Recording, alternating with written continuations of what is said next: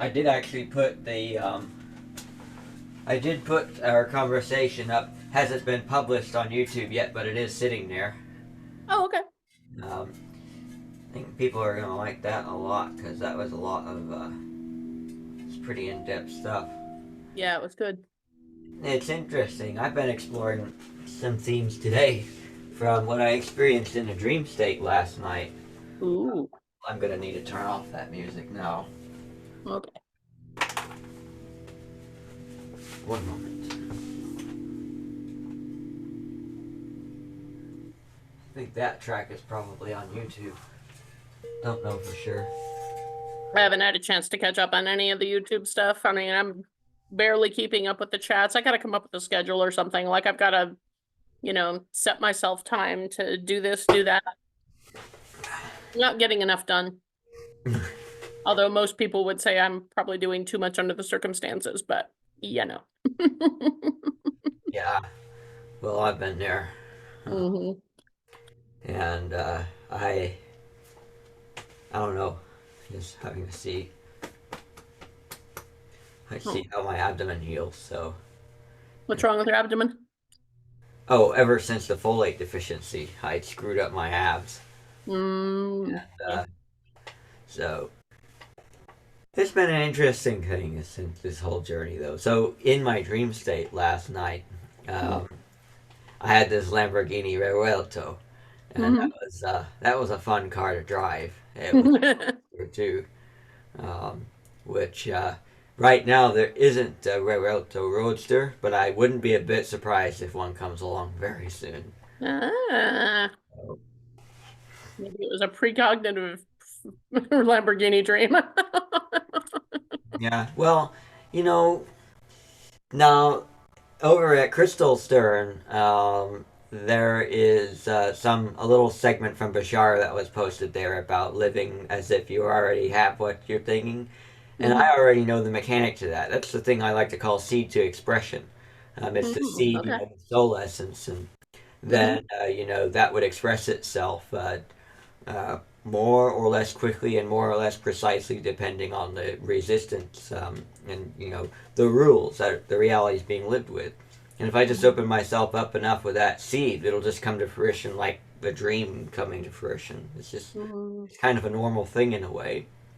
And it was amazing because I practiced this out there a little bit and I could feel how responsive some of the layers of my consciousness are.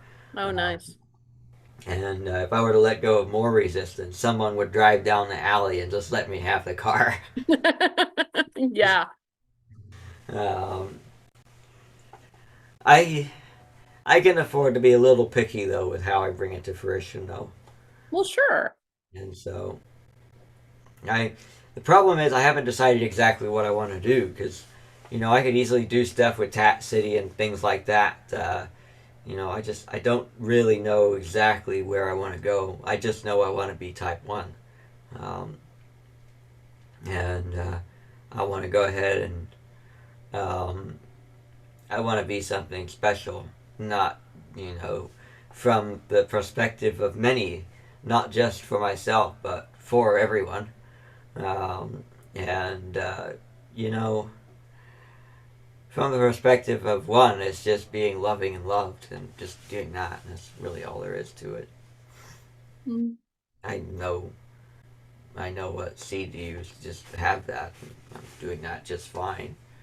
I'm just gonna have to figure out myself more to more easily co-create having a Lamborghini like that. But you know, I don't mind the idea of starting a business. I have a something I could definitely do all around me. For sure. That um, makes some really nice art. hmm Getting a Lamborghini Revuelto, that's a car that probably costs close to $750,000. Wow. So that's a very nice car too. Uh, and so I know if I wanted to go ahead and have one of those, I'd need to be resourceful with finances and working with people as I am working with consciousness, and then the two kind of work together. And hmm the more open I am, the more I'd be able to step into ways that would be faster. Sure. Sure. There's really nothing to it. It's just, You say that so casually. yeah, and I say that really to myself as much as I say it to everybody else, Oh. because there really is nothing to it. No, you're absolutely right. And I just, I can't convince myself of that, right? Yeah, I mean, I say it to myself, but I don't just say it to myself, but just because I can. This Mm, it really is what I see. mhm, mhm. But sometimes I struggle to believe it, despite the fact that I see it. But Exactly. the fact that Exactly. I do see it is that counts because they say seeing is believing, and so Mm, a part of me definitely knows that it's there. mhm, It was mhm. enough to where I could actually co-create having it in my dream state, and that wasn't just like somebody. That was my car, That's awesome. and so um, that was. And you know what was really interesting is that the part of me that isn't fully invested in it is open to it being all the same, even though it's not, like fully in the idea of it being. And so it was to the point where the two facets of my consciousness could coexist in my dream state, to where part of me is able to express the car and I'm in the car and I'm talking. Based on subroutines that I was using, before having the car, like I still don't have the money to have the car, and yet I have the car. Mhm. So it's like my consciousness was split two ways, but the part of me that was going the other way was not exclusive from the idea of having the car, so I was able to still have the car and drive. So that was an interesting phenomenon. Hmm. And I did everything with the car I wanted to do. I was driving around people, Mhm. um, Mhm. I came across some of the car YouTubers and wanted to let them drive the car and show it off to the folks. And that was kind of cool. Mhm. So, and that's the kind of thing I'd want to do with a supercar too. I'd go ahead and I'd want to let the people enjoy it, and good old car guy stuff. One car guy doing something for another car guy, another groups of car guys. There you go. There you go. Those are the people that are going to spend that kind of money on a car anyway. A lot more of them are not just people chucking cash around because they can. A lot of these guys are truly passionate about cars. Yeah, yeah. Some of them are so passionate about cars that the car is worth more than their house. Mhm. So, Mhm. and I would be that guy too, 100%. So, Mm. I cannot remember my dreams. Almost never. Partially because I use cannabis to help me sleep because I can't sleep for shit. And I'm sure that's part of it. And then the other part is most of the time when I wake up, my bladder is taking precedence over my brain, so I can't, you know, by the time I settle down enough to actually think, it's like, nah, it's gone. It's gone. yeah, for me, my mind, I tuned it to be very open to so much that I've been able to co-create more in the dream state. Hanging around I think Trevin that's Arden has okay. really helped with that. Mm-hmm. So I've been able to just simply experience a lot while I'm there. Mm-hmm. I mean, I do a lot of stuff. Only just recently, the interesting thing is that back in like the 2018 period when I was hanging around Trevin Arden so much, I Mm-hmm. did start to become very able to perceive my activity in my dream state. And Mm-hmm. then it waned a bit, and then it spiked again now. And now I'm able to experience my dream state almost start to finish. In fact, perhaps even more in depth now than then. Mm-hmm. Um, and I do a lot of stuff there. It's like I'm in the dream state for the entirety of the time I'm asleep. That's awesome. But just my mind is not really able to co-create a whole lot of what happens there. That's why I'm not able to really Mm-hmm. perceive a lot of it. Gotcha. But otherwise, yeah, I'm able to perceive it, and the more and everything I noted in that consciousness handbook works.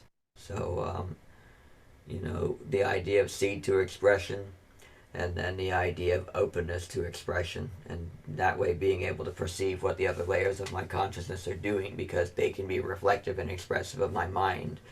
Mm-hmm. Um, and so the more open my mind is, the more I can see there, and I can kind of knowing Aradif and connecting to him, feeling his seed, I can kind of build mine into something akin to that, and I can then perceive a lot more doing that. So Makes sense. I'm just using what I do there and learning how to tune here and learn what I am here to keep opening up more so I can do new things. Because if I can get to Tat City or have even a little bit of Tat, a little bit of, the work that I've done there here, and in a way I already do, but it's just the consciousness stuff. There's nothing tangible, and the Right. consciousness has just it's been very precious.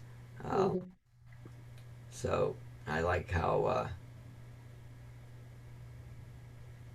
whole idea of doing things for others and doing things to self, the self and others breaks down when you go deeper into what I'm doing because they become the same thing. Right. Um, but because we've just been living as one, it's just become a dream. So Mm. it's it's just the old ways of looking at things. Looking at it just doesn't work anymore. So Okay. One of the things, I know you're not as familiar with Bashar, but one of the things he talked about as far as like the Sasani go, he said they realized that basically the dream state was the real state and the waking state was not. And he keeps using the phrase, we became awake inside the dream. And he's like, once you kind of realize that I don't remember how he puts it, but he talks a lot about how that was a big part of their own ascension, was to realize that, they could stay awake inside the dream, and now they no longer sleep because they are awake inside the dream. the funny thing is that they haven't even taken that 100% yet. They've taken it about 95%. Hmm. Still another 5% for them to take, and then they'll be type 1. And that's what really fully being awake inside the dream in every single facet means. Um, Hmm. and so it's pretty interesting. Um, but they're already experiencing 95% of that, and that's definitely something for me to go ahead and use. Hmm.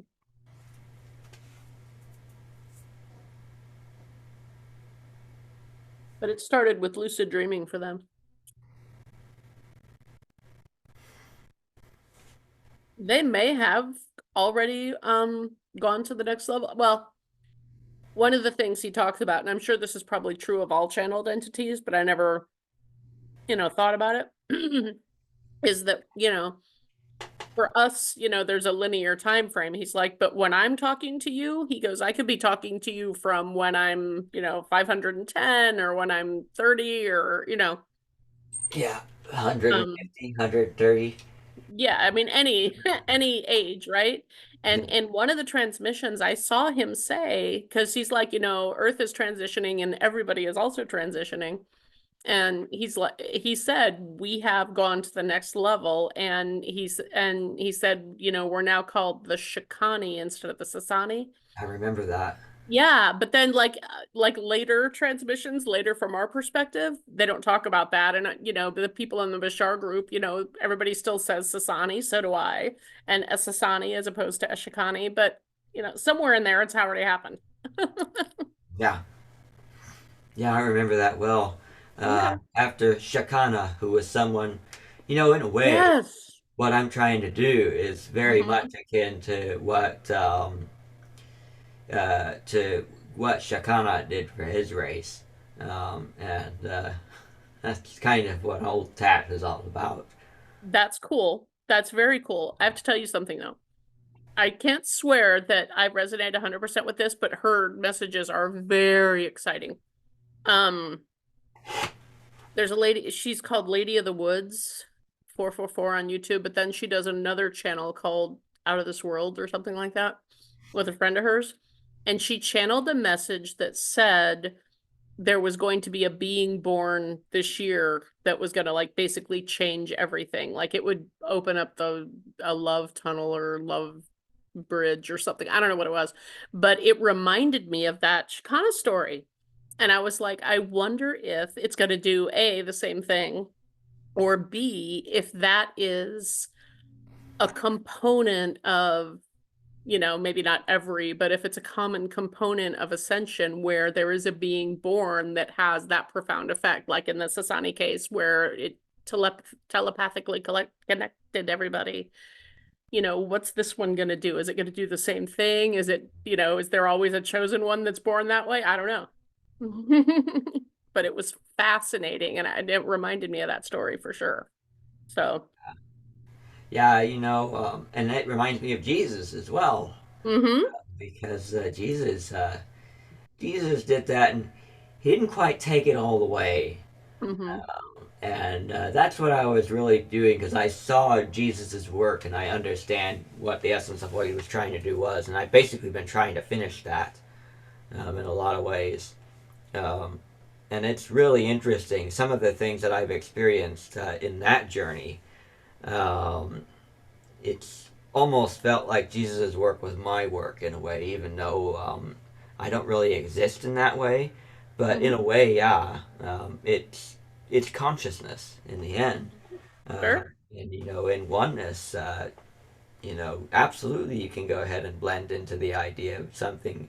You can make something yours or make something not yours. It's something that's part of free will, and it's a Mm-hmm. fascinating thing because Jesus was talking to Sherrick. He was getting at the idea of source being in the heart of everybody, and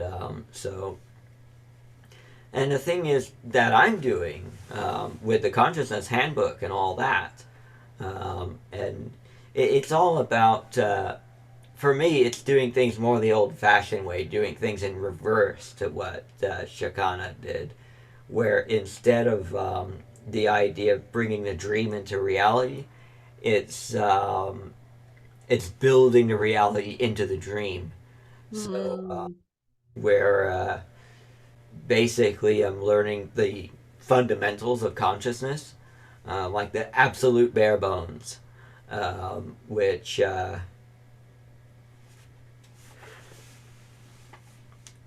really need to go ahead and type those up because I did, make the video. I need to go ahead and get a transcript of that, and then I need to go ahead and organize all that. That's something my own heart has not really been in doing that lately. My energy's been elsewhere. But I do need to finalize that because I want to go ahead and then take that and have that be a roadmap in a way to using consciousness to do different things. Because that material in the consciousness handbook can be used not just to map out the awakened state, but to map out the dream state as well. And you can use the principles in that to see what the consciousness is doing, and how expression works, how seed to expression works, Mm-hmm. and how you can shift your soul essence and choose from the ground what you want your life to be, and then grow into that. Grow into that more quickly or less quickly just by having different elements of openness in your own self. And by doing that, you really can live whatever you want without limitation.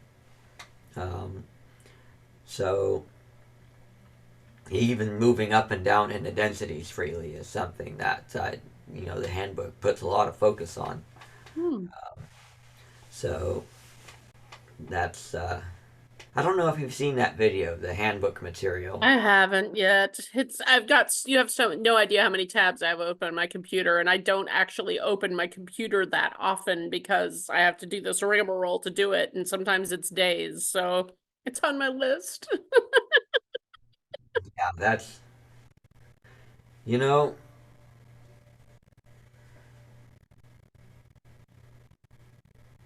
I really wonder what Bashar would think if he were to get that material.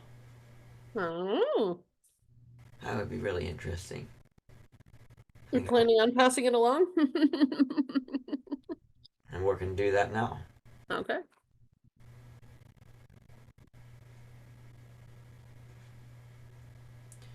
He just passed the finished version of it along to a facet of his consciousness. Okay. Cool. So we'll see what becomes of that. Very cool. Hmm. The general consensus of the day on my other Zoom call is that everyone is tired, and I've noticed you yawning too. Yeah, I mean, I came over to the house and it was just empty. Armani Mm-hmm. stopped by Oh, uh, did it? time, but then he left. Mm-hmm. Uh, I had to go do some stuff to prepare for the upcoming freeze. Uh, and yeah, so the day's been kind of uneventful. Mm-hmm. Um, I've had to go ahead and just work with my consciousness today after coming out of the dream state. Mm-hmm. And yeah, that's definitely, there were some highlights from that dream state, and one of them challenged me for the day because I'm trying to.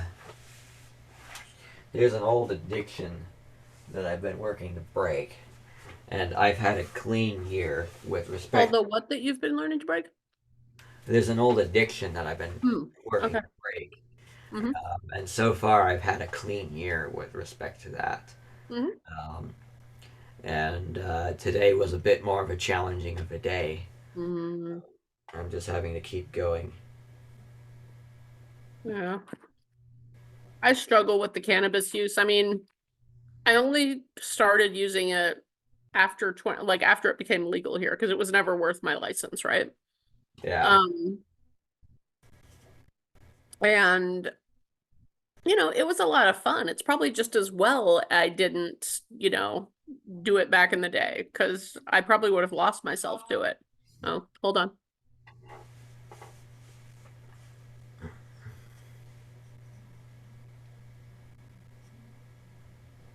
All right. Um, but I go back and forth between, this is plant medicine, this is natural, this is this, this is that. It serves a purpose in consciousness and things like that. And the all the programming you grow up with, dare and just say no, and this is your brain on drugs and blah blah blah, right?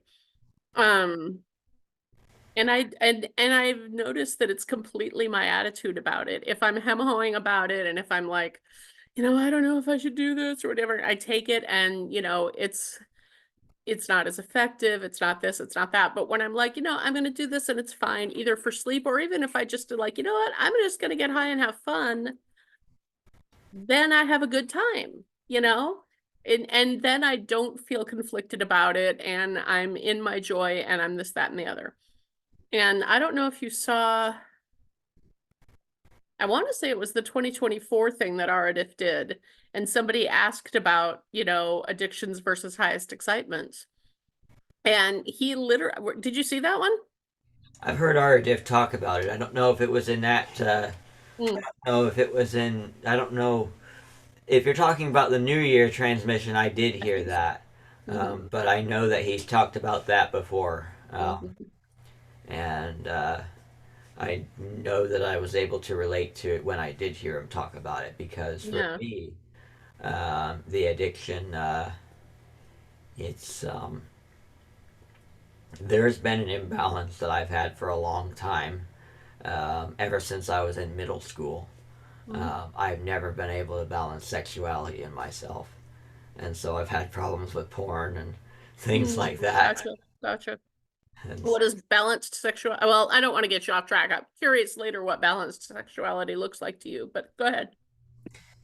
well, it's changed over the years because I've never actually had a girlfriend or anything like that. Hmm. I've basically taken this life solo through and through, and it's worked for me. It's worked very well, and it still does. But then the twin flame fire happened, and that was really rough. And for a while there was a void, and then I had to heal the connection. We had to heal the connection, between each other, my twin flame and I, and that was something that couldn't be done physically. It had to be done in consciousness. Mm. The problem is that this has been really taxing on my genitals. Mm-hmm. to the point now where I basically had to decommission them. And I've had to stop. Um, and so I've been trying to stay on that wagon for the sake of respecting my body and all that. And it's become something that's been part of the Type 1 journey, to play the long game and to balance sexuality is a matter of highest excitement throughout the whole body of consciousness. And that means in everybody and everything that's a part of me, including my body. And so when that excitement is there 100% and everything is built properly for it, that would be the time. But otherwise, it's not time because it's going to not harmonize with one part of my consciousness or another. So Mm-hmm. basically, I need to take the approach of leave no piece of consciousness behind. I need to go ahead and pay due respect to every facet of consciousness of myself. And that's really what Type 1 beings do. They pay due love to every facet of their consciousness. Mm-hmm. So that's that's what I need to do, and I basically can't do this until I'm at TAT City, because I don't know enough about myself, and I don't know, and I can tell that my body is strained. It's just not equipped to go on. I've had to have surgery as well Mm-hmm. because of this. So so that's basically the matter. Um, it's an irony because my twin flame, she technically could have kids, but it probably wouldn't be a good idea because she has a genetic disorder. So Mm-hmm. Well, that might be, fixed in later years, but we've got two or three fixes over at Tat City now. As far as I'm aware, there could easily be a lot more. So, hmm but I mean, I could definitely see within the next, very few years, lots of technologies coming to Earth, along whatever health lines. oh yeah, from I mean both man-made stuff and extraterrestrial things. Curing a Mhm. genetic disorder is not an easy thing to do, though. Even for ETs? If you're using consciousness, it is. Using physical technology, that's a lot harder. Right, for sure. You know, and I do have a way to do it using physical technology. And Hmm it's basically the nanites working with the body, shutting down the immune system, and then rewriting the DNA in every single cell in the body, basically all at the same time.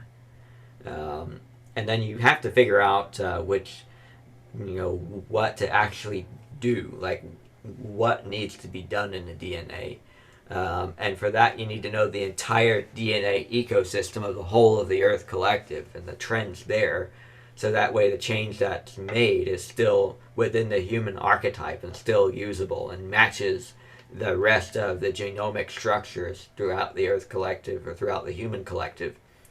Um, and uh, and all that. And then you have to go ahead and activate that section of the DNA for her. She's got to go ahead and have her eye, her body needs to be able to produce all the proteins that the eye needs to keep going. Because right now there's a protein that keeps the retina bound to the eye that hmm she can't make.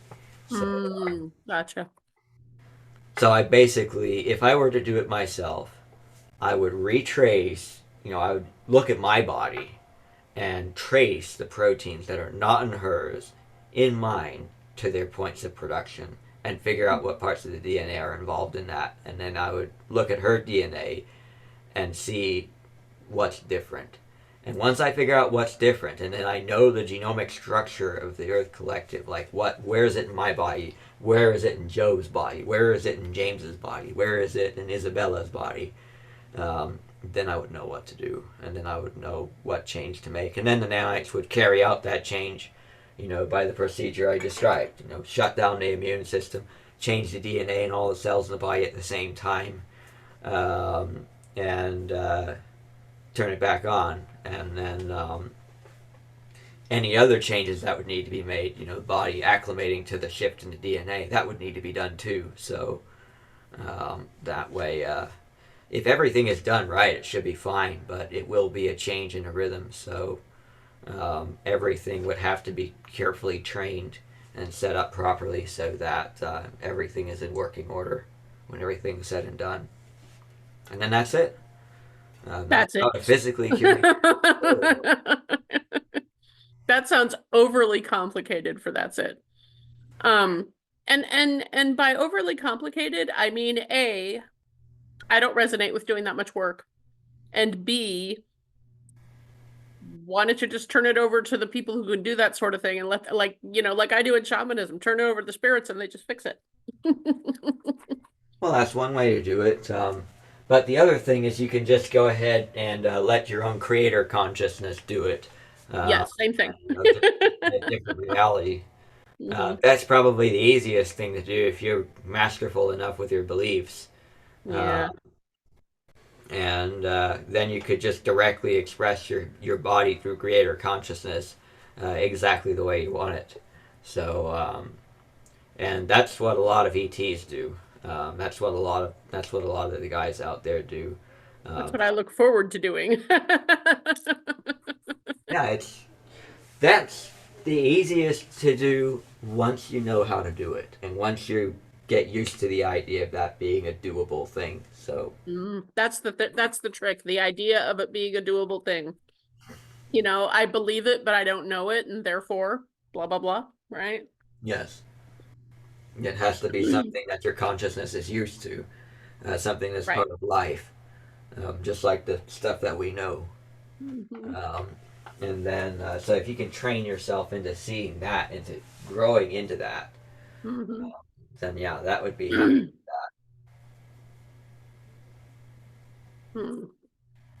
I've seen mechanics work on cars and do jobs that are way more intricate than the job that I just described with the DNA. Oh, wow. Nanites, the nanites would do most of the work. And now, that was before, that was a concept from the nanoprobe days. From the day, now with the nanites, have worked with DNA and bodies a lot. And so this would be a walk in the park for them. So they would just Yeah, basically do it on their own. right, right. That's kind of what I was leaning towards. It's like the technology should be such that it shouldn't be that, step by step complicated. I feel like there should be an automation. It just depends on if you want to do it manually or not. Um, That's true. That's true. That might be an excitement. which for her, given her focus, I think it would be. Mm, She'd be the kind of individual that would want to do that. gotcha. So Cool. big time into optometry and to things like that. Gotcha. And I know that her having that genetic setup, I know that she chose that as a theme out of curiosity. Mm. I don't know if she knows that though, but I do. And I know that a part of her does. Hmm. Both the part of her that's connected to me in that, but also part of her deep within. It's just a matter of it's within her own awareness or not.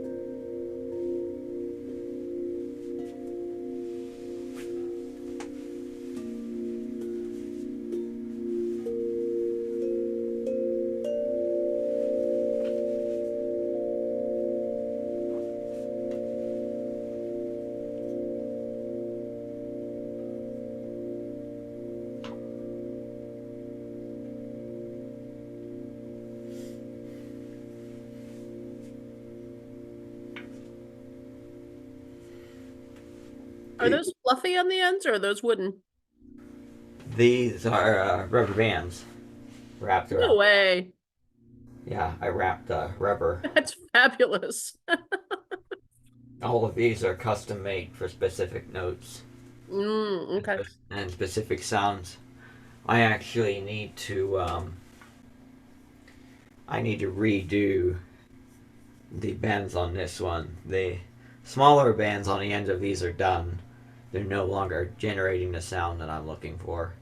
So I need to go ahead and put new ones on.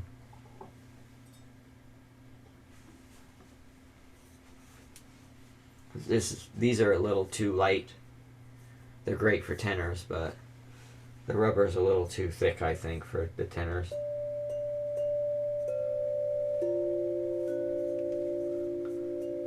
It's just I hard. don't think I have the ear to notice any difference as to why that's not just awesome sounding on its own. It's less. It will be less your ear if you were playing the chimes yourself. You'd be struggling to get resonance out of being. Oh, I see. Um, Okay. so it's more the way it feels. The other ones do a better job catching, getting the resonance out. Mhm. So, I'm so you curious do. sorry, go ahead. Huh? So you do the shamanic healings and things like that. Hmm. I Mm. mean, most of the time it's not snap and everything's fixed, right? It takes several times and some things are just not suited for it. But, I've seen some stuff. I mean, thought cured my cancer. But I mean, I still had to have the hysterectomy, and I wouldn't have known that it had cured it if I hadn't had the hysterectomy. Mm. So my one YouTube video I made. Mm. And it was kind of about consciousness because it occurred to me that everything has consciousness.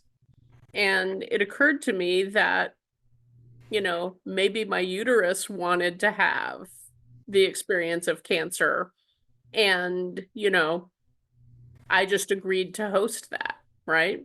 Just like Gaia agreed to host us, right? And once I got that in my head, that was absolutely the reason. That was I believed it 100%, and that was it. It was just like, my uterus has decided to learn how to transform cancer, and I'm just playing host, and you know, I showered it with support. Yeah, that's interesting. It's a lot of different happenings in consciousness, and I can kind of see that starting, in source and then expressing itself in the co-creation between you two. I can kind of see like the whole expression process and the way it all Right. plays out.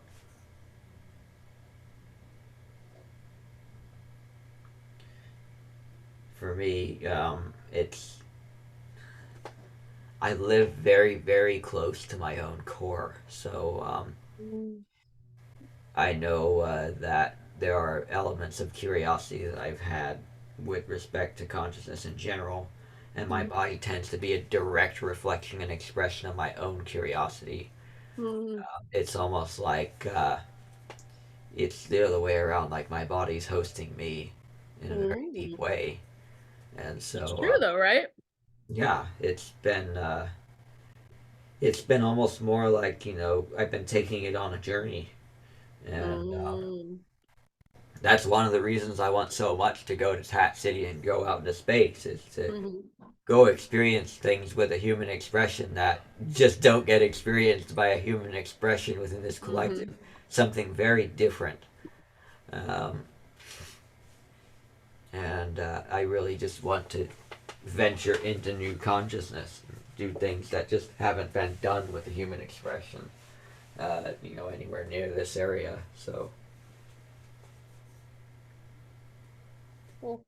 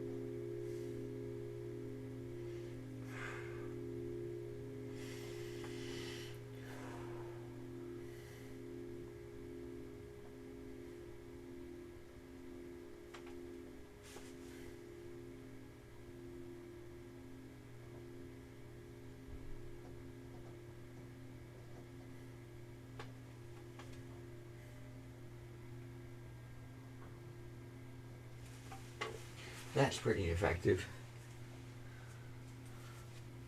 It was beautiful, and I can't imagine it. I mean, it's resonant enough from my end. I can't imagine what it's like to, be amongst all those. Just the buzz, man. It's pretty cool. I bet.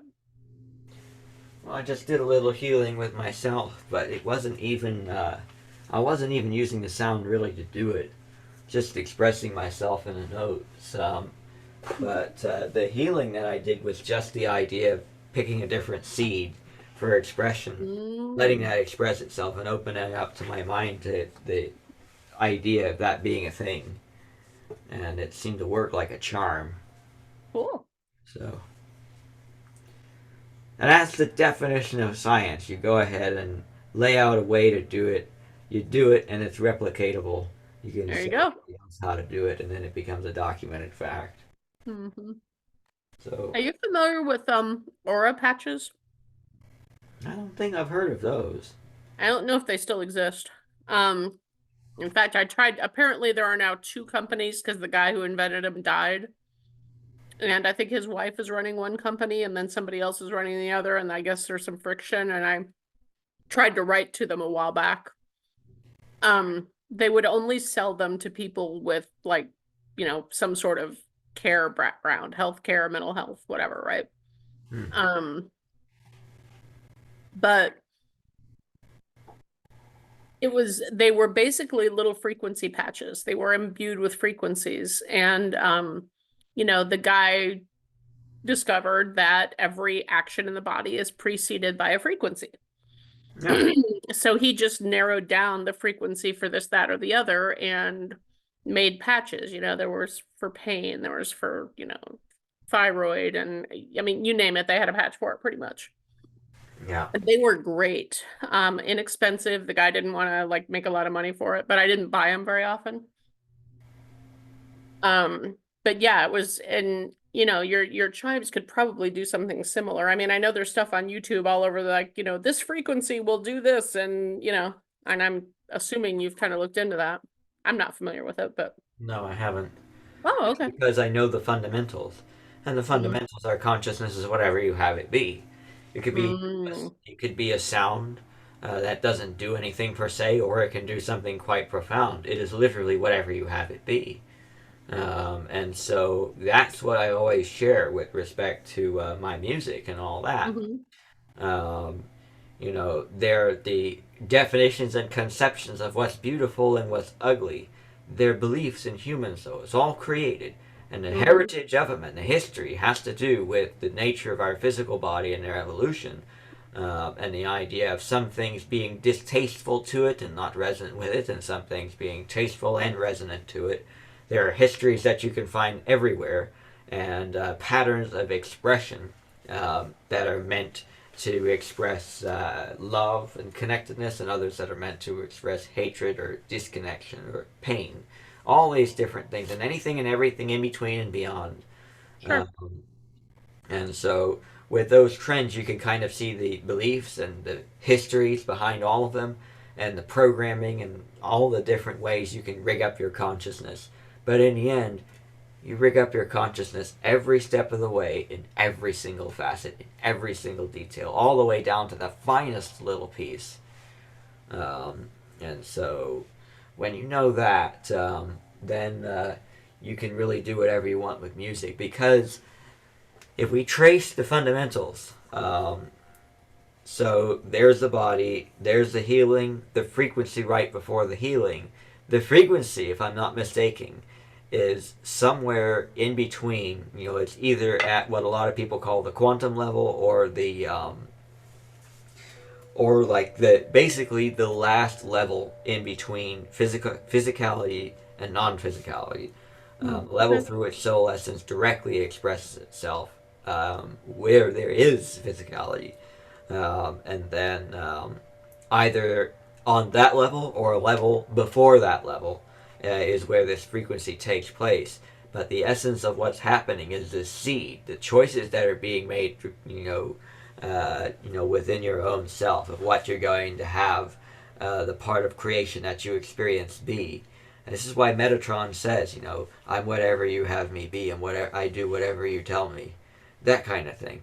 It's all seed to expression what you're able to co-create, and so basically, he found one of the intermediary levels and then worked from that, and that's using some of the programming that's already there, so that the thing that people do as part of the healing process can then be used. Just like some chemicals do certain things to the body, some frequencies in these levels can do certain things depending on what ways people are co-creating. Because there are actually many different frameworks of physicality that people use, different characters of reality, different patterns of happenings that are in different parts of the human co-created collective consciousness. So the whole of the human co-created collective actually encompasses quite a bit more than a lot of people realize in many different areas. Where some people think it only includes X, and some people think it only includes Y. It includes X and Y. But you'd have to see the people from X and from Y to see that it includes both. And so in that way, he tapped into something that a significant portion of the collective uses, and that's why those patches work. And so when it Yeah. comes to my music, it works for those who have that kind of programming, or use that kind of programming. I'm not one of those people. For me, it's just sound. It's just a way of expressing. Um, but for a lot of other people, it's able to do a lot more for them, and I have mixed feelings about that. I don't know whether to be happy with where I am, or to want that really, really much. I get it. But I do know that I love the setup that I Mhm. have, and how I'm able to express myself so deeply in the music and explore consciousness Mhm. that way. Um, it's really a wonderful artistic thing for me. Mhm.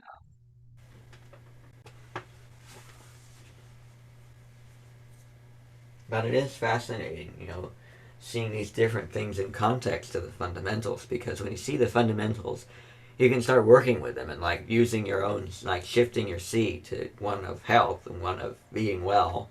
Um, you know, in essence, being well in your soul, and then the soul essence is able to express itself here, and then your physical mind is open to the idea of wellness, and your soul essence being able to express itself here, and of becoming.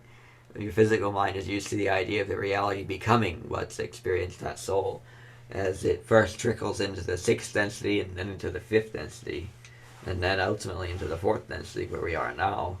So Okay. Thank you. I need to like get a chart of artist densities versus Bashar's densities so I can translate because they define them differently. Although Bashar, I think Bashar does say we're fourth density, but then I think it's the dimension things that get, and that confuses me anyway, no matter who explains it. So, yeah, I don't know what the dimensions are. I would like to actually know that, because I know that density is just a side effect of co-creational dynamic, but also is it includes other layers. There's it's something that I would almost need to showcase to mm, really do justice to. Um, they're broader. The higher the density, the broader the perspective. In short, the more you're able right. to see in one moment. Um, so, and dimensionality is basically the same. I believe the dimensional element is where you're able to see uh, more variables. It includes more variables than before. So, Something. It was described as like one's the country and one's the state or something, but I can never I can never remember it. that's a good symbol, but I want to know what the detail is. Like, what's Yeah. actually different between fifth dimensional and fourth dimensional? Right. What are the dimensions? hmm hmm The way I've heard it explained from Bashar is that we are third density moving into fourth density, but we're probably fourth density by now. Pretty much everyone's saying we're fourth now. Yeah, we moved into fourth density December 21st, 2012. Okay. And then they're saying we're also in the fourth dimension because it's like a transitional dimension between the third and the fifth, and we're moving to the fifth. But we haven't reached the fifth yet. But I don't know how Aradif expresses that. Maybe Aradif doesn't use dimensions. Maybe he only uses density. Because I don't remember ever hearing y'all talk about dimensions before. Yeah, Aradif really uses density. From what I understand, and the reason he uses density is because they all correspond to the chakras. So the first density is the experience of existence itself, atoms and things, and this corresponds to the root chakra. And then there's the second density, and the instinct structure and the idea of programmed existence, and this focuses on the second chakra. Sexuality is a major focal point in that. And then there's the third density, focusing on emotionality and linear time, past and future and things like that, where you pick up different beliefs and different facets of mentality, but still live day by day, basically within a single continuity, a single lifetime. And then, and this corresponds, of course, to the third chakra, feeling and emotionality and all that. And then there's the fourth density, which now the theme of that is learning to love things and learning to love all the different forms of things. And so in that way, it kind of goes beyond just like you look at the timeline. Now you're able to go ahead and live the different points in the timeline. That's the way I basically heard it explained. From what sense. my understanding, huh? That makes sense, yeah. Yeah. From what my understanding of fourth density it's like what I'm doing is I'm touring consciousness and seeing all the different expressions. I may still be living in a linear time sense with my physical expression, but consciousness that exists beyond my physical expression is able to go basically anywhere. But I mostly live here on Earth. What my own spectrum of openness includes, and the realm of expression includes Earth collective consciousness in a wide variety of, in a wide array of different variations, different versions of Earth, different versions of the people I know beyond the ones from my physical continuity that I'm able to co-create with. This was one of the themes that I experienced in my dream state last night, was the idea of experiencing other facets of the people that I know that go beyond the facets that are here. And so there was one individual who is near and dear to me, very beautiful, who I didn't really get to talk a whole lot to. Our energies crossed paths, and we shared a lot with each other for a short time, and then we kind of went our own ways. And it was an interesting thing. I ran into her consciousness again in this round in a dream state, and it was really a curious thing. But the essence of the fourth density is the idea of seeing the different facets and falling in love with all of it. Hence the heart chakra, and the fourth chakra. And then, you graduate the fourth density and you go into the fifth density. And now, in all of this, what you're doing, so what makes the first density is allocation of consciousness. So when you look at soul essence, the thing that makes the density smaller, 13th density is source. That's creator consciousness itself. That's total openness. So what can express itself? Well, that's all things. What can express itself within the confines of X, Y, and Z? Now you're at 12th density. What about X, Y, and Z, A, B, C? Now you're at 11th density. And basically, the more attributes. The more characteristics you have, the lower the density. Eventually, you can have enough characteristics to where it splits the full entity into two pieces, and now you've started to fix certain pieces of the full entity in place to behave in certain ways. So basically, you fix basically all of the consciousness to behave a certain way in first density, to where there is no room to do anything except for existing. And then you just kind of float around and you end up wherever reality has you end up, and that's what first density is all about. In second density, you've moved some of that consciousness from the higher fractal consciousness into the lower fractal consciousness. This creates more area for expression, but it's simple instincts. Little area programming within the confines, you can work and all that. And as you keep moving consciousness into the lower fractal consciousness, you expand the area in which you can directly express yourself. Now there's emotionality. Now there's a wider range of choices, a wider range of things that you can connect to and that you can experience. And then you go to fourth density, and now the expression can go beyond a single point in linear time. Things like imagination, dream state, and things like that can start to come to fruition. And now we get to the fifth density, and this is where things get really interesting, because there's enough openness at this point for expression to take beyond a single planetary collective. And now things beyond the planetary collective can be tapped into, because there's room for more different things that can happen. And that is, in essence, what the fifth density is all about. It's all about wisdom, the throat chakra. Okay. And so when you're looking at that, you're exploring all the different expressions within an area or within an archetype. In the case of here, it's generally the different facets of galactic consciousness and the different expressions here, different archetypes that express themselves here, the Oversoul collective that exists within the galactic collective.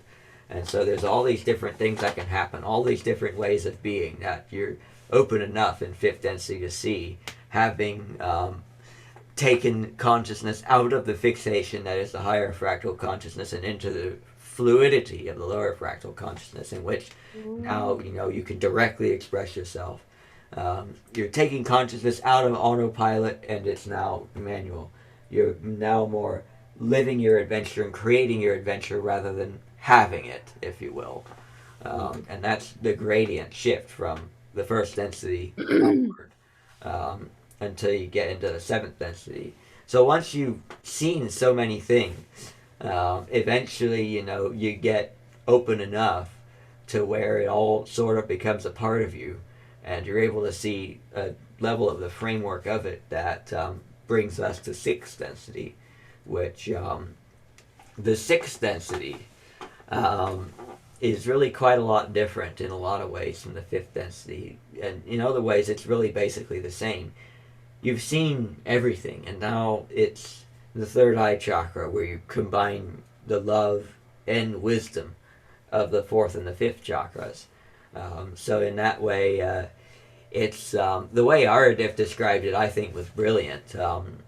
It's like when you work with something that you love, and you play with it for a little bit, and you keep learning more and more about it, and you learn everything there is to know about it, and the more you learn about it, the more you fall in love with it.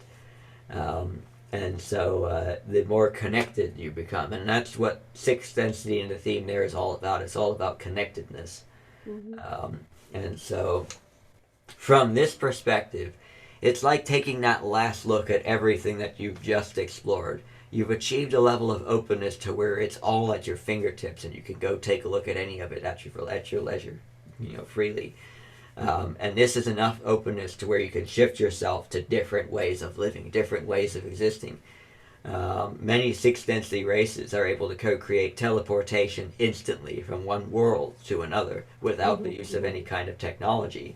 And this is because the C to expression and the openness to expression, the openness to the expression is great enough to where so many different things, if we look at it from the perspective of the physical mind, because the physical mind is basically within these different densities, or rather the analog to physical mind, the ground mind, if you will, in the sixth density, is open enough and is used to so many different things being possible and being part of, for lack of a better term, at this point, day to day life, that it's simply all there. It can be all visited at any moment, and that's something that it's used to. That's something that's part of its life.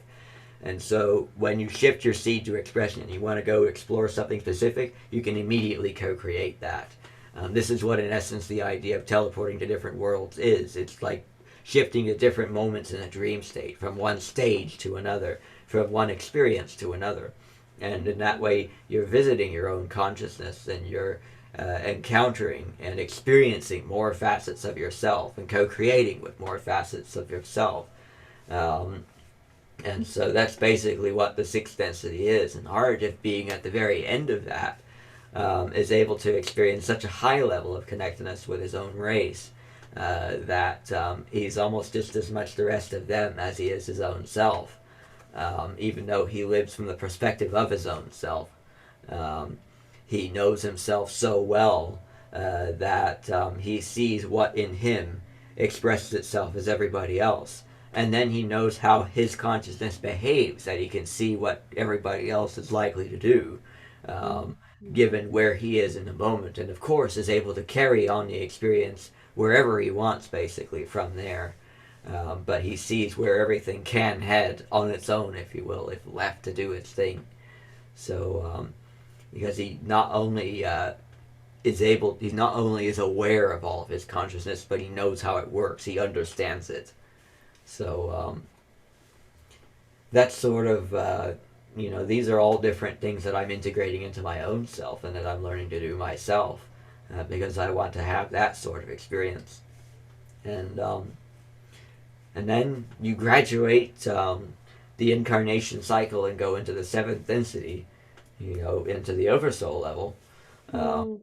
and this is a level that is non-physical. You've moved the rest of your consciousness from your higher fractal consciousness into your lower fractal consciousness to where you're all lower fractal consciousness. You're all fluidity. And now consciousness can instantly be explored and instantly express itself. The seed to expression and expression become completely one at this point. Um, and so the idea of there not being physics. They say it's non-physical, and in a way, yes, but physics can be had completely freely. They're just they're instantly mutable, um, so you can really live however you want there, including the idea of breaking your consciousness into pieces and living here. Yeah, yeah, So you yeah. know, See, that's yeah. The way Bashar describes it, which is why I have trouble wrapping my mind around the other, because it's kind of like when, in paganism, north means one thing and east means one thing, and then when I went into shamanism, they were different, so I had to relearn. Um, but Bashar describes first density as basically mineral, vegetable, mycelial. Second density is animal, third density human, fourth density is like what we're going to, Sasani, that sort of thing. And then from their perspective, fifth density is where the non-physical occurs. yeah, they call it more of a spirit realm. I Yeah, see why. yeah, yeah. I see why they do. Uh, Hmm. I don't really resonate with that per se, but I do see exactly why they call it a spirit realm. And it's Hmm. because at this point, um, there is an openness to expression that can encompass many different sets of physical laws, and you can shift yourself to them in different ways. It's not quite to the great extent that the sixth density is, but it is something that can be done a bit, where the idea of the reality is very malleable, but it's not non-physical like soul essence. Um, Hmm. so it just depends on your definition of what things are, and this is sort of how Daryl and Bashar both sort of perceive things, Hmm. um, and their definitions of different structures of reality. That's why Bashar describes it the way he does. Hmm. Um, and so, and in a way, yeah, you could look at it that way. Yeah. It's just I have to switch it in my head when I hear y'all talking about various densities, and I'm like, you're talking, fifth and sixth density, and you're talking about physical entities, and I'm like, wait, but fifth density is non-physical, and I'm like, wait, I have to shift. Yeah, so the way I look at it, it depends on what physics that you're operating with. And the physics are, basically the attributes, the rules of your reality, what things conform to. These are all things that you put into your higher fractal consciousness, and it acts as the framework for physicality. But there's a lot more set to higher fractal consciousness in third density than there is in fifth density. You now moved a lot of that consciousness into the lower fractal consciousness. It can still be set to whatever you want, but you directly express it in the moment, as opposed to having it fixed in place. Now you can unfix it and then refix it into a different form. In fact, making a shift in consciousness while still remaining in the lower density. But for that moment, you're effectively becoming momentarily higher density, or at least that's one way you can look at it. But all you're doing is you're just changing the way you set your higher fractal consciousness up. So when you see my consciousness handbook, you'll start to see all the different ways you can use consciousness and set it up. Because there are so many different setups for third density, for fourth density, for fifth density, you name it. And they can all be defined in different ways. They can all be looked at in different ways. But the handbook distills it to the essence of what's going on and describes what you can do with it. So that's what I'm learning to do. That's what I'm learning to work with, to shift and work with that essence, and to become different things that way.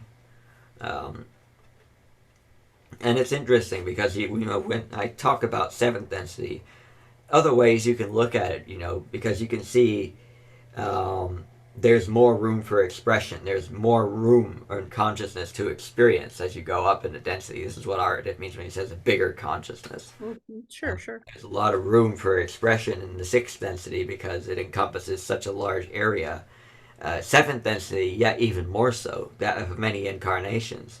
In a way, sixth density can too, in that it can encompass room for many third density incarnations to take place, for instance, including ones that have different structures to them. But they all kind of are lived as a single incarnation. And as you keep broadening the consciousness to go from seventh density, and I think I talked about what I called those, the oversoul family, the grand family, and so on. It kind of puts into perspective the volume of consciousness that you're looking at. And if you look at like a great grand family, for instance, this is a large archetype of consciousness. Every facet of that consciousness shares a set of characteristics, and can be recognized within that. You can tell like this guy shares a great grand family with that guy. It's a bit harder to identify that than it is, say, for instance, this guy shares an oversoul with that guy. Because, we're talking seventh density versus tenth density. So that means that the guy who only shares a great grand family with the other guy has a lot less in common with the guy who shares an oversoul with the other guy. There's so many more character traits shared within the seventh density. It's a much more specific area of consciousness than the great grand family. So, like when you look at the great great great grand family or the archangel level, that's a 13th of all of creation. So that really kind of puts into perspective the character traits that are shared. That's a There's good not point. many. I hadn't thought about that. Yeah. Yeah. So it's not many characteristics at all. Mm-hmm. So the lower in density you're at, the more characteristics you have in a fixed way, and the components that make up all the beings that make up the body of a specific level of consciousness, the 10th density, have all those characteristics in common with each other. there are all of the ways consciousness can express itself within that set of parameters, either as the whole thing with everything else open, or as individual components defined in different ways. So many sixth density beings, for instance, that have different sets of definitions, but the basic components that are all part of that 10th density archetype are shared by every last one of them. And so that's, what makes the 10th density. And that's, again, we go to definition, things like Mhm. that. And so that's basically, that's what the consciousness handbook talks about. And so Okay. you set, from the ground level of your consciousness, whether you're at 10th density or you're at third density, you choose whatever characteristics you want. Even in the first density, you're still Mhm. got creator consciousness at your core. Mhm. Mhm. Because there are no characteristics there, everything shares that layer. Mhm. Um, so you still choose, though, what you want to experience within. And so in that way, that's kind of what the first density is like. The physics of your reality or whatever you live them to be. Um, and so then you just exist within that reality. But in because everybody does have a layer in, everybody has a layer in every density. You could go Mhm. ahead and reset um, the way you rigged up your higher fractal consciousness or which definitions you're using. In essence, explore as creator consciousness whatever part of yourself you want to. And that's the biggest message of the handbook is that you have the ability to choose whatever part of consciousness you decide to experience yourself from as source, and whatever creation you decide to explore in the moment. Right. So Right. that's the essence of free will.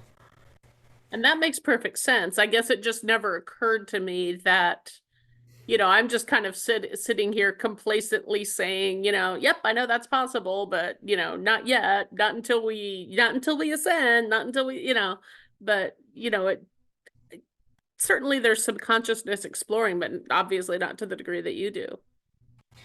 Well, I'm doing it all manually. Mm. I'm basically running it and I'm involving my mind in almost every step of it, which is Mhm. exactly what most of the people in the spiritual community say not to do.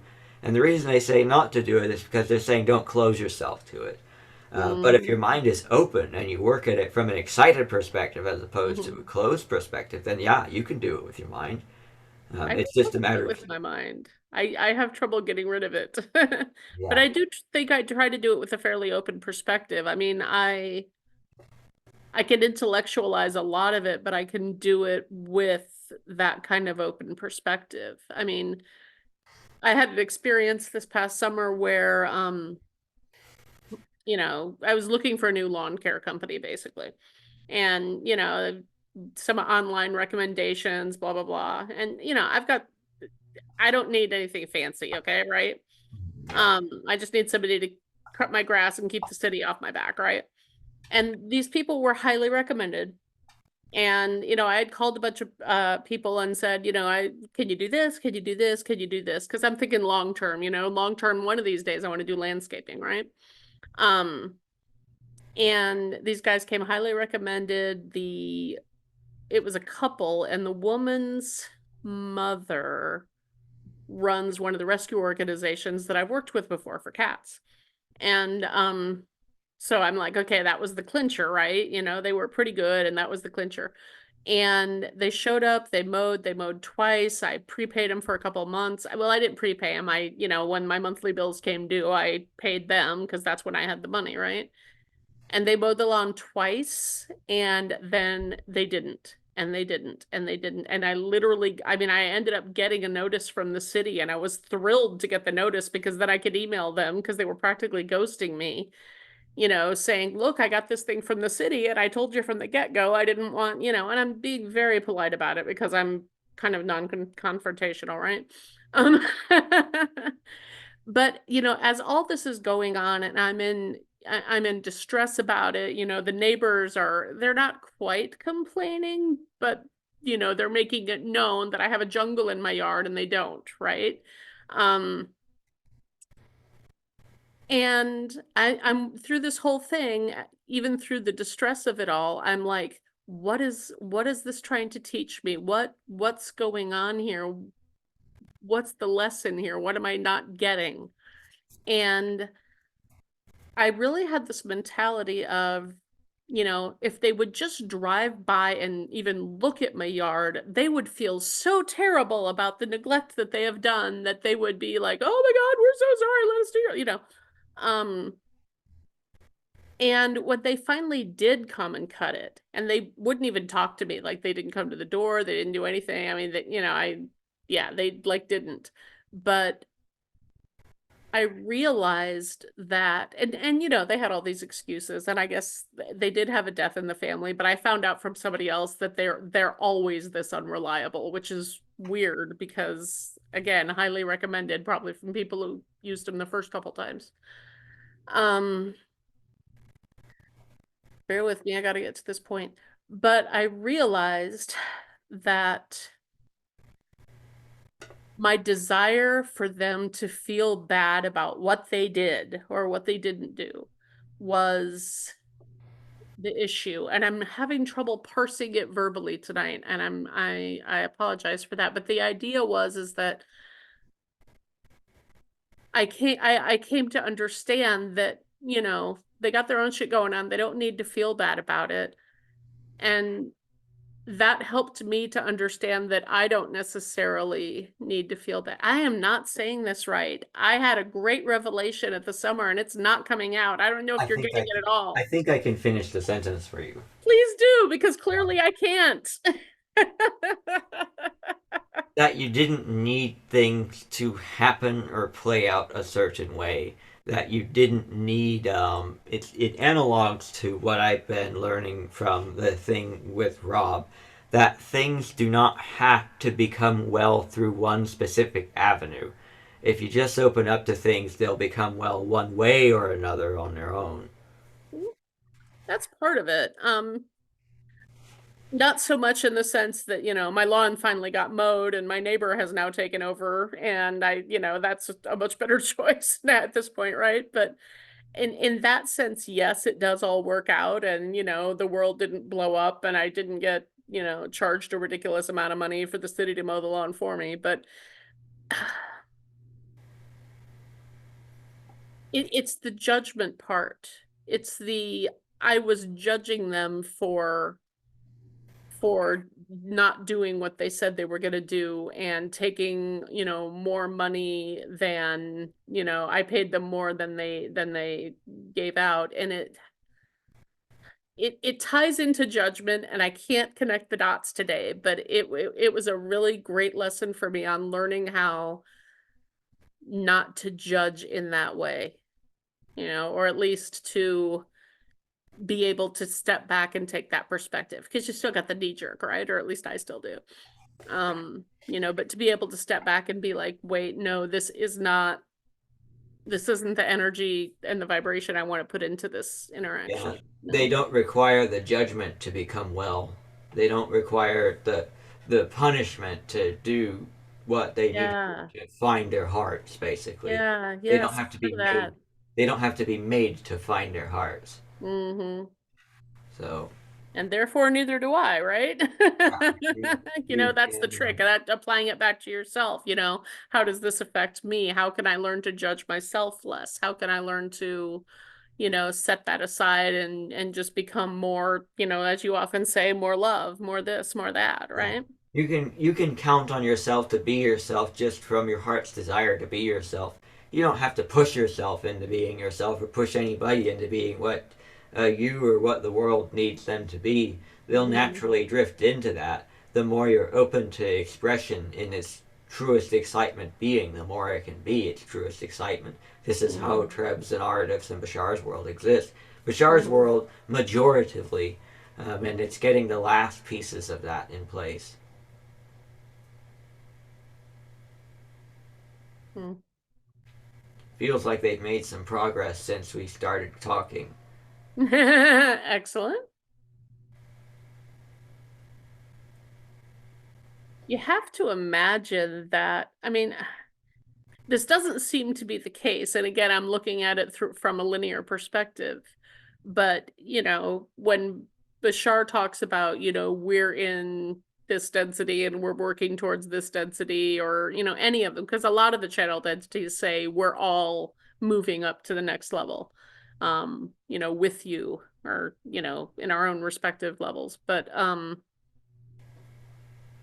what was I gonna say?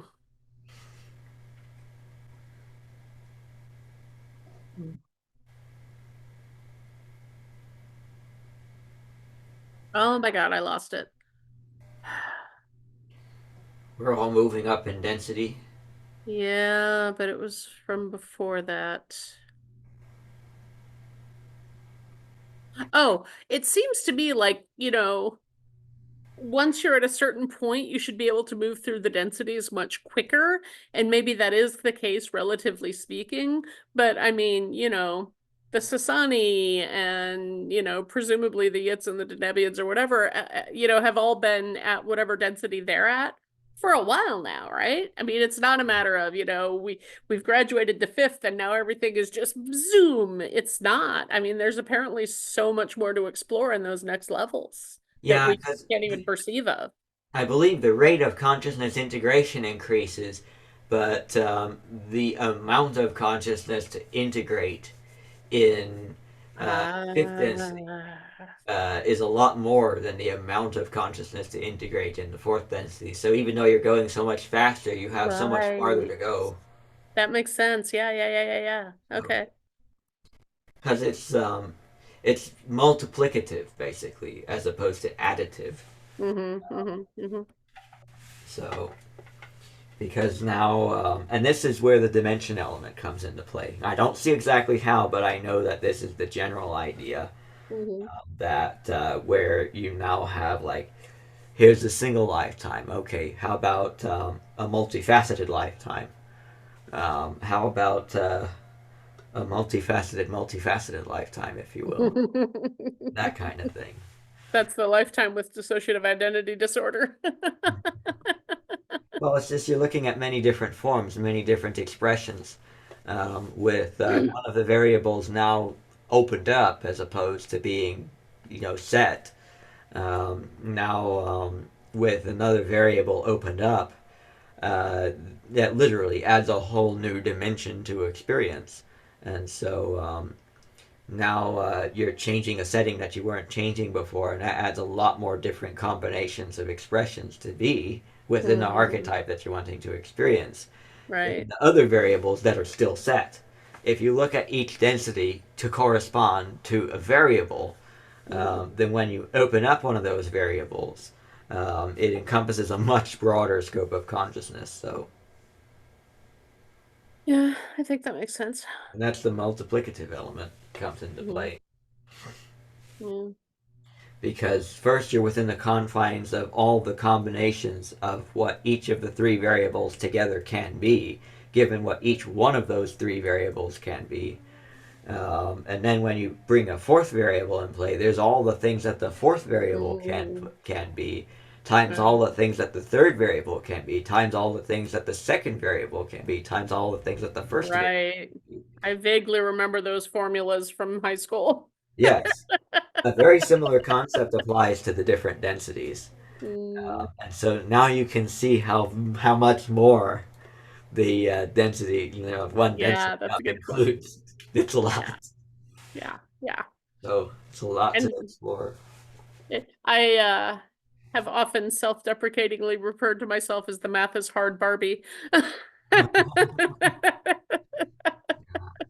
I know for my own journey, that's the thing, keeping the human expression, keeping that variable set, like the idea, this is my human body, these are my senses.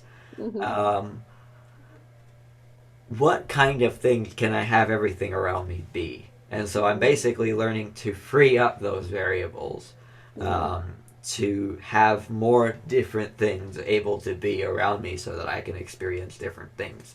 Such as, say, for instance, another world with another culture, with another way, with another set of belief patterns and trends of belief.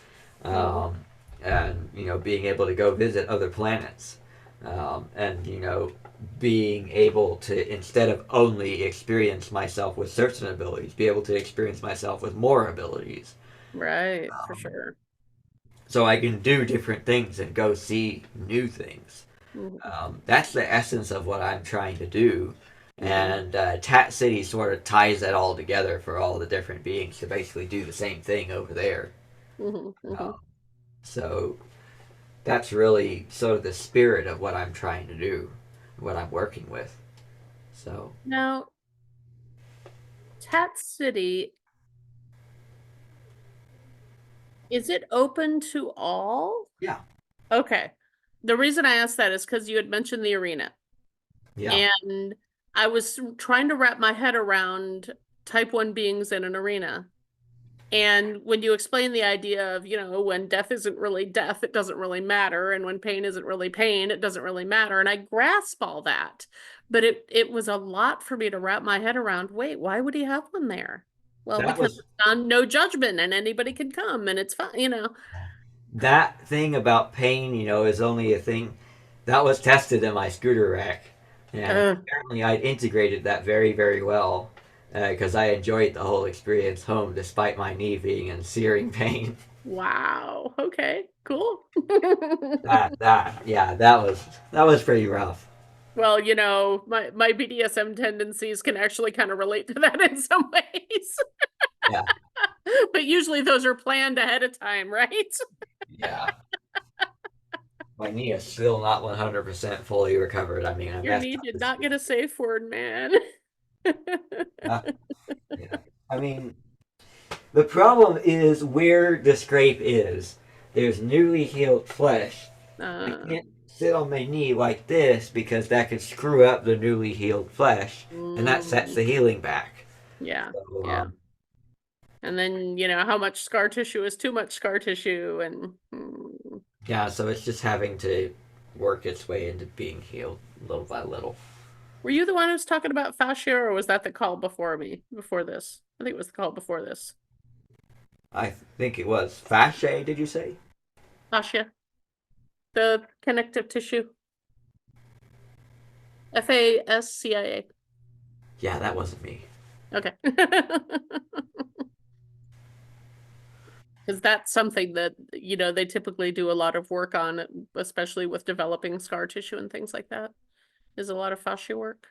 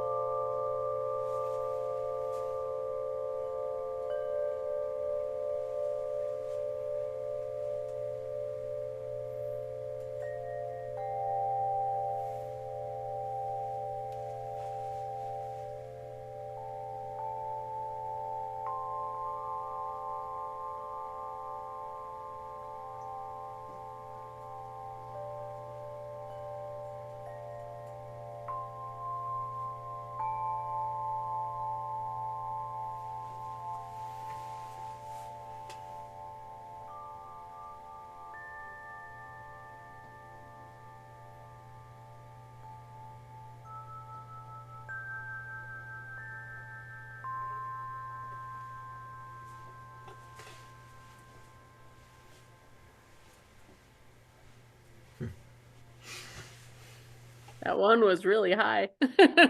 Yeah. These are the Grace Note. Those are sopranos. I plan to make some of my own sopranos soon because I want to make some that are on key, like that are spot on, and Mm. also have that sound. Um, these are some of my favorite sounds. these 7/8 inch diameter notes and these 3/4. These Mhm. are just such nice, like these are just such nice notes. Use a striker with a balloon band on them. That's just Mhm. really a special sound. Mhm. Oh my God. Speakers do not do well with that one. Oh, that's unfortunate. Or the microphone, I mean. I don't Yeah, think that it's. hurts my ears. Let me try this.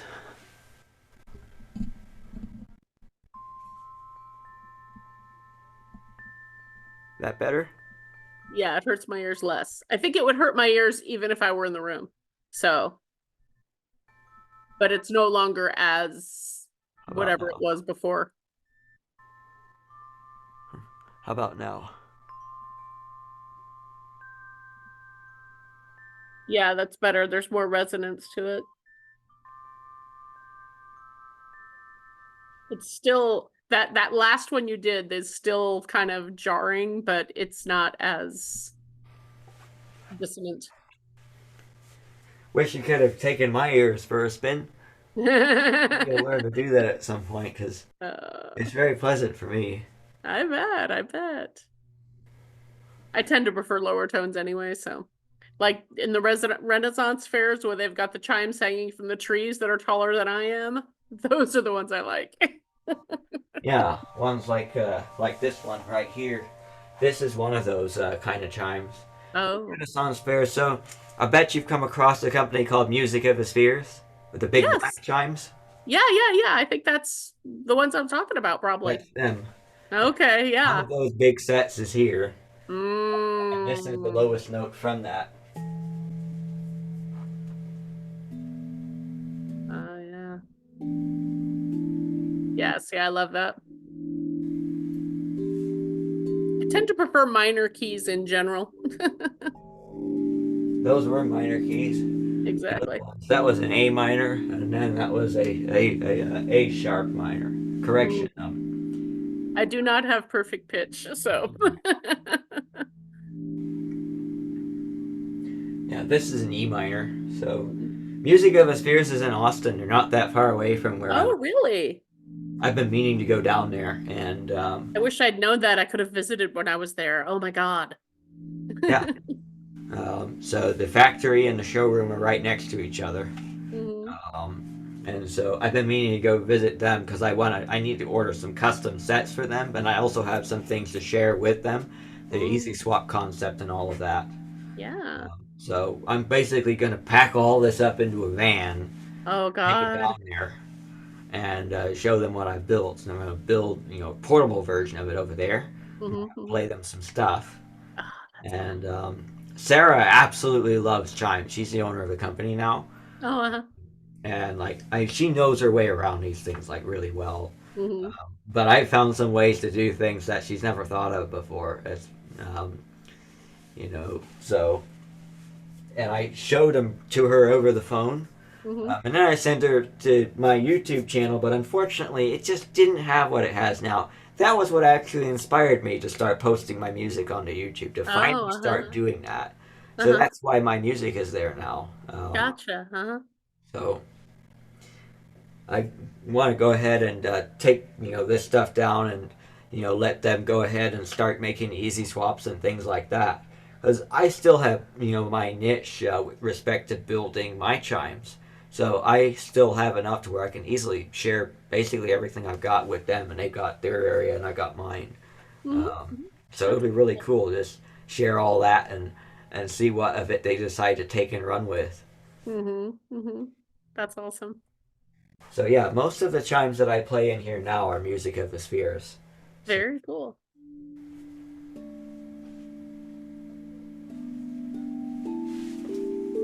that's the chordal bass. Mhm. Here's two chordal basses.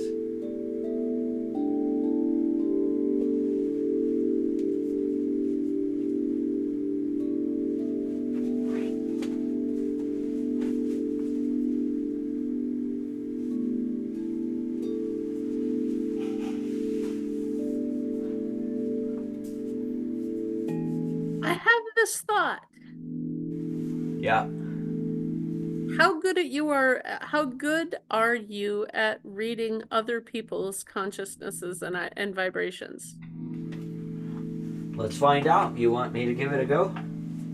You can, but here, let me tell you the reason I brought it up. What Uh, if you were to do that and try to, like, tune into someone else, and then you could create a custom wind chime for them based on, what frequencies they lack or what frequencies need to be brought out or something along those lines? Is that something that's doable? I did that for Joe Grace. Did you? How cool is I that? didn't build her. I played some music tracks. I shared her 4 music tracks, um, and did that for her, and that was fun. Cool, cool. But did you do it by reading the energy and the consciousness, or just because she liked those ones? It was. I would word it a little differently. Mm. More like I let her essence express itself through me.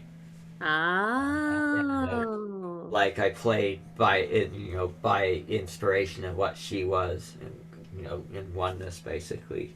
oh, I love Um, that. That is fabulous. You could do custom music.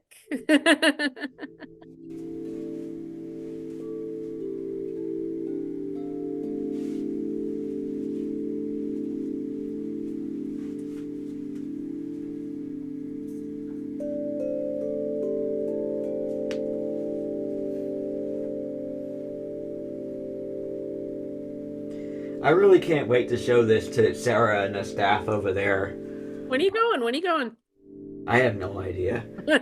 I'm basically broke right now I in the feel ya. physical world. Yeah, So, I hear you. and then the weather's no good. So, Oh, right. Yeah. I saw Texas gonna get some crazy ass shit there. yeah, I'm freezing. trying to remember. I don't remember what time of year it was that I was there. I was like there once or twice.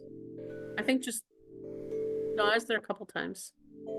I had some clients here that I did home health care with, and they moved to Texas, and I went with them for a couple weeks to train their new nurses.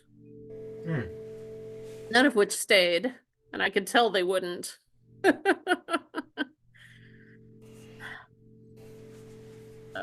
At least I got to hang out in Austin for a little bit. It was good. Yeah. Well, now that you know Music of the Spheres is down there, I have Yeah. to go pay them a visit. Yeah, well, they moved to Orlando now, so. Yeah. But yeah, one of these days I should go to My, Austin. I bet you got to see their basso profundo, which, this contrabass has a 3.5-inch diameter to it. It's a very big note, Mm-hmm. but basso profundo is 5 inch, Mm. and I mean, I it, probably did. I just don't, you know, yeah. remember what. I'll play a sample of it, basso, Mm. um, and you might even recognize the sound. Let's go ahead and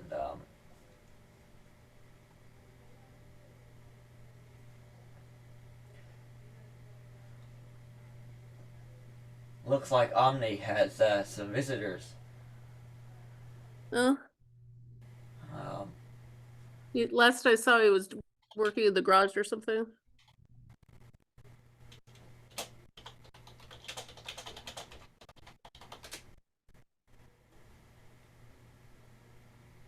Oh no, you were working in the garage. I mixed it up. yeah, that would be me. Oh, okay.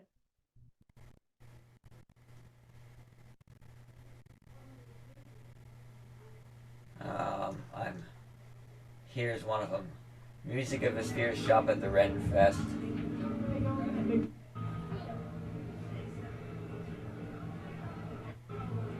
Okay, I'm not going to use that. Let's go ahead and just go straight to Music of a Sphere's website. Mm. Have you ever thought about buying a Music of a Sphere as a base? Duh, yeah, when I win the lottery. When you win the lottery, it's $800. That's not lottery money. Yeah, well, it might Let's as well be right now. let's let's go ahead and save up for a little while. Fair enough, fair enough. Even Things for like that I would absolutely love to have, but are not necessarily like they wouldn't be the thing I would prioritize if I had some extra money. You know what I'm saying? I would probably prioritize something for my cats. So that's kind of what I mean when I say that's lottery money, because if I had extra money, I probably wouldn't spend it on the chimes, even though I love them. If that makes sense. I'd probably go a little bit closer to practical. I do have some chimes my mom gave me, though. Do you know how much money? You know how much money's worth there is in here? I was afraid to ask, honey. But I can imagine the number is astronomical. Take a guess. Uh,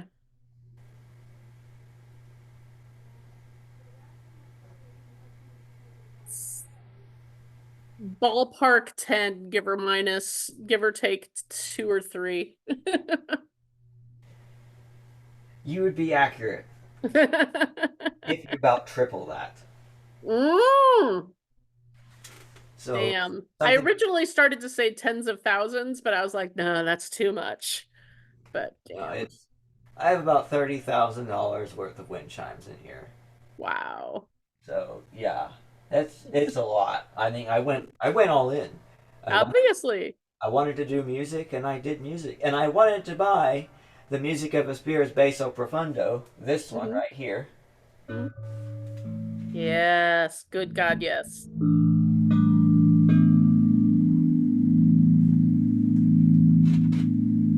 Yeah.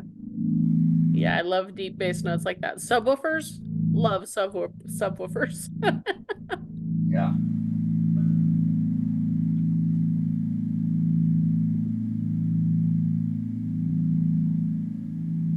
Yeah, but see, that is like I love it. No, I mean I love that you did that, that you had the courage to do that because there are things I would have put the money towards had I had the courage to do that back in the day.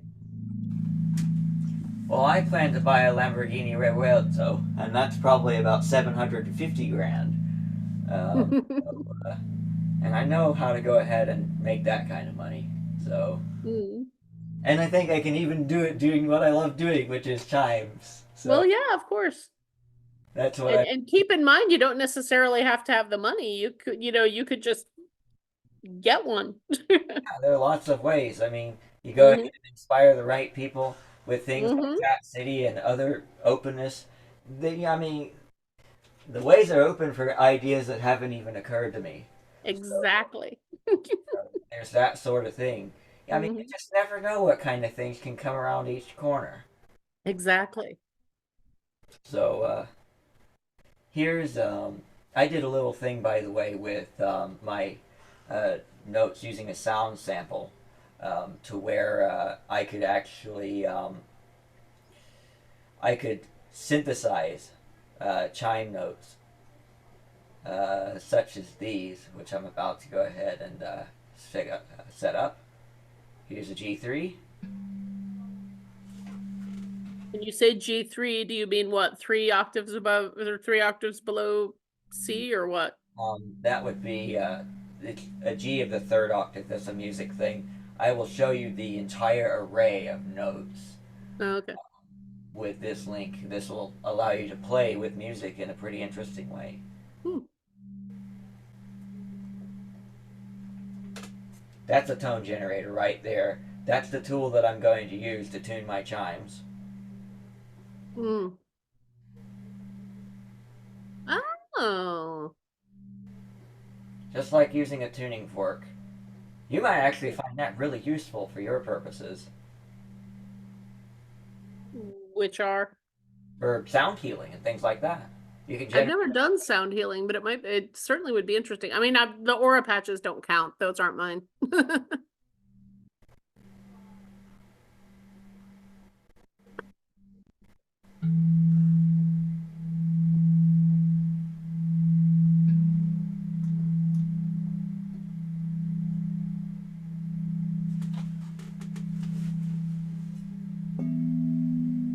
How do you tune a chime? Aren't they always in tune forever?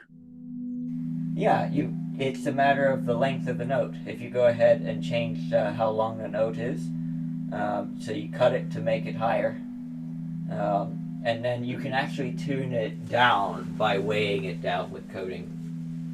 Oh, okay. And is that something you would do to change the quality of the sound? Because otherwise you would just cut it to the proper length and shape to begin with, right? Yeah, I mean, you just cut it to the right length based on the diameter to get different tones. Uh, Right. because that's a geometry thing. Right. But the coding to change the sound, that creates a different sound, I'm assuming. It will a little bit. It'll affect the overtones. These Okay. grace note chimes, for instance, are straight brushed aluminum with nothing whatsoever on them. Mm-hmm. Given their pin placement as well, they can get very, very high pitched overtones, Yes. such as this. Yeah, yeah, I hear that. Yeah. So when when you have coating, on the other hand, such as like on this note here, this has a rubber band on the bottom of it as well. Oh, okay. I see some in my view that do. Yeah. See how that there's a really high pitched ring that just didn't really take on there. Kinda, yeah. So that's what it does. It takes away the overtones. Yeah, Okay, yeah. Okay. much sharper sound, and sometimes there's like there's here. It almost sounds like a beep in a way. Yeah. A little bit, yeah. So that's what those things can do. Okay. I keep the rubber bands on the bottom because it protects the bottoms of the notes. It Okay. also protects my ears when they collide. Yes. So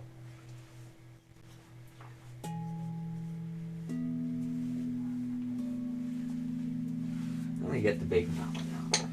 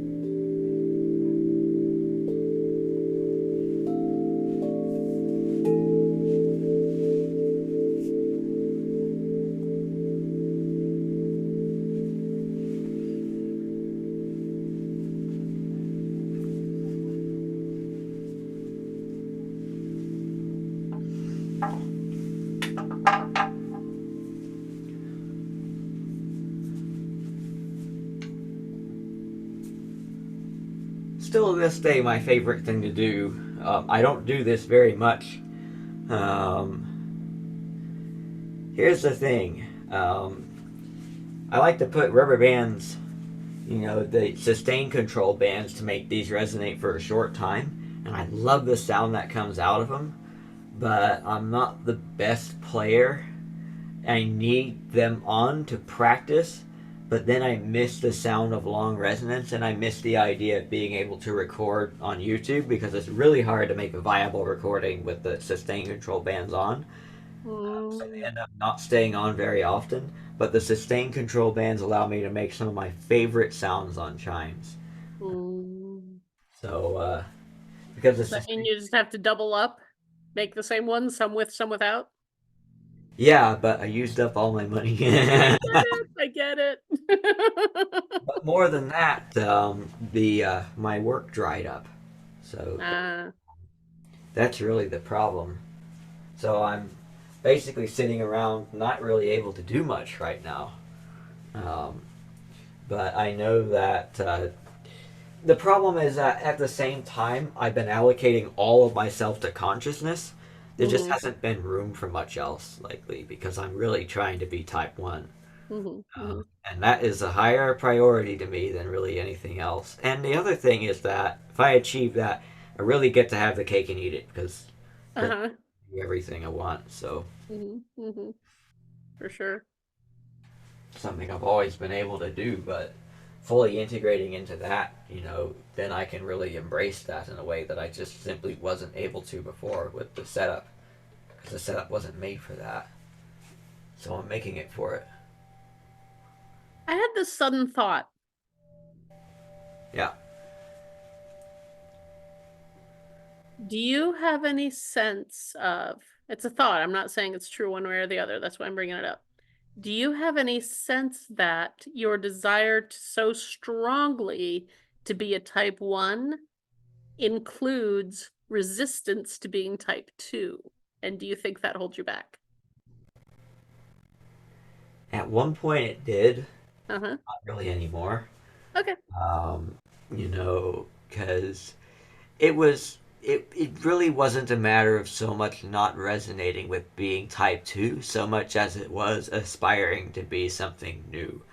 I saw, like when Aradif talked about how the splitting of two Earths, the two archetypes were the type 1 variant and the type 2 variant. Little did he say at the time that going to type 1 direction would actually be really challenging. But I just decided to go in the type 1 direction. And, as I learned what I was getting into, it never stopped me from wanting it. I just kept wanting it more. So I just kept going. Cool. And, Hold on just a sec.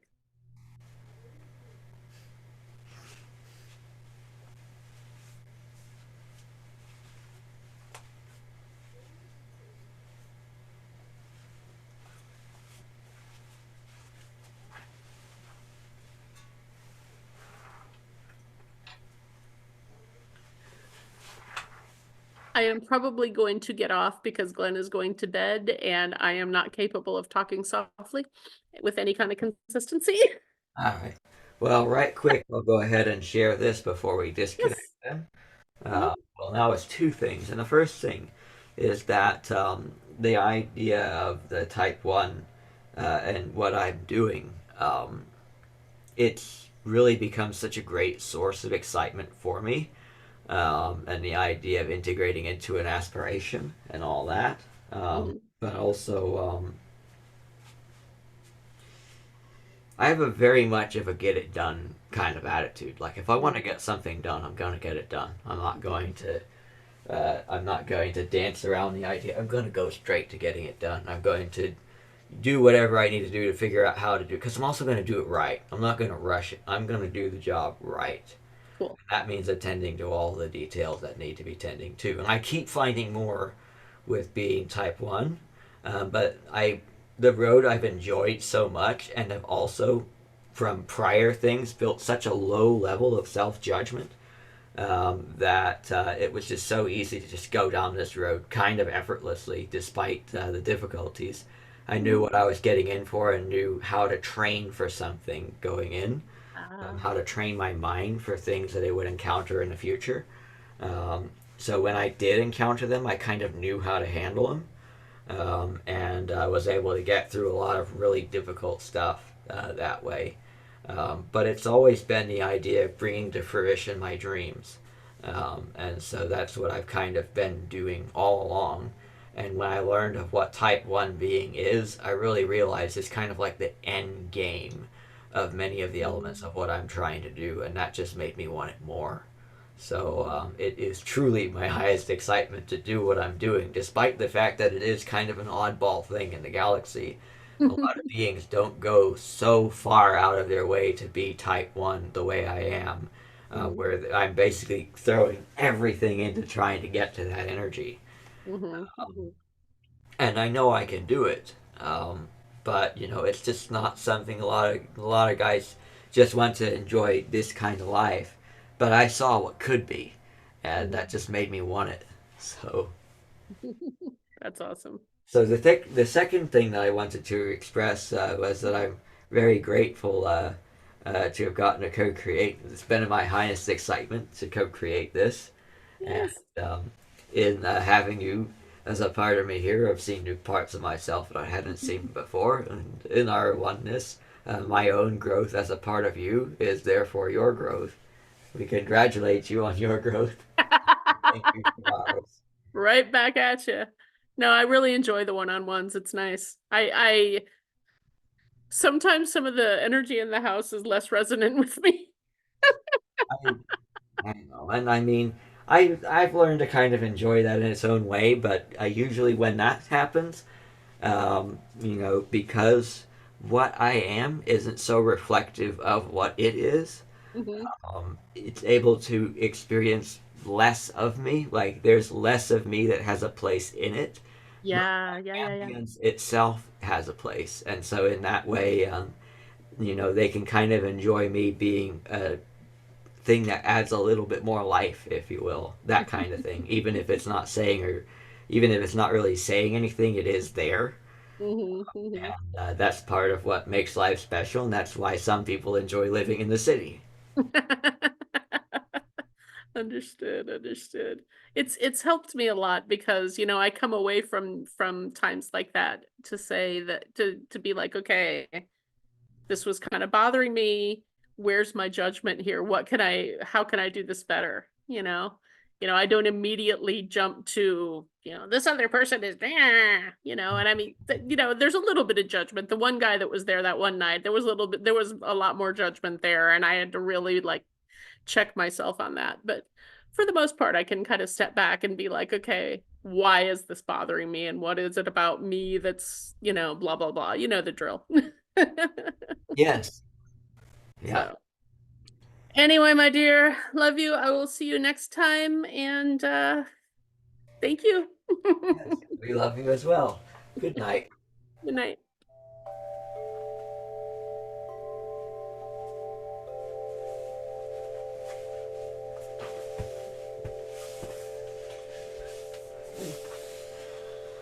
And I think I'm closing up the house. Good night, everyone. It was great, this meeting.